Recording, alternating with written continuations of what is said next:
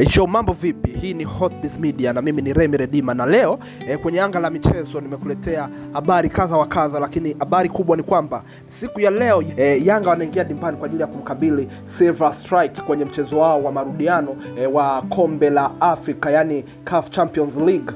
Watakuwa wanaingia kwa ajili ya kusaka tiketi ya kwenda hatua ya makundi, na mchezo wa kwanza ulimalizika kwa Yanga kupoteza goli 1-0 pale nchini Malawi, mchezo ambao ulichezwa na Yanga akawa ameshindwa kuwa mbabe. Je, leo anapewa nafasi ya kujiuliza kwa mara nyingine kwamba ni wapi alikosea na kama anaweza kurekebisha pale alipokosea, kwa maana ya kwamba kupata ushindi mzuri ili aweze kuendelea kwenye hatua ambayo inafuata. Na mchezo huo utachezwa mapema kabisa leo majira saa 11 pale kwenye uwanja wa Benjamin Mkapa, na kwa habari ambazo zimetufikia mashabiki wamejazana toka mapema kabisa majira ya saa 4. Mashabiki walikuwa wamejazana uwanjani na imewapa motisha kubwa sana Yanga, na kama alisema Jumamosi, hatuendi kupindua meza bali tunakwenda kuvunja meza, kwa maana ya kwamba watawapiga kipigo kizito Silver Strike. Na timu kama Yanga hawashindi kufanya vitu hivyo kwa sababu tayari rekodi hizo wamesha kuwa nazo kwa kupata matokeo mazuri dhidi ya timu ambazo wamezikaribisha hapa uwanja wa Taifa. Na kesho itakuwa ni mchezo wa Simba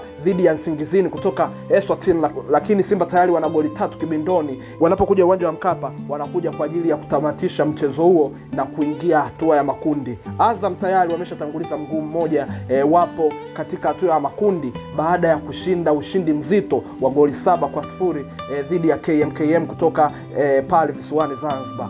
This is Remy Redima, nimekusogezea taarifa hizi ili mpendwa msikilizaji na mfuatiliaji wa YouTube channel yetu uendelee kupata updates kama hizi. Usiache kusubscribe, kulike, comment na kushare ili uendelee kuwa mwanafamilia wa Hotbiz Media. Until next time, this is Remy Redima. Bye bye.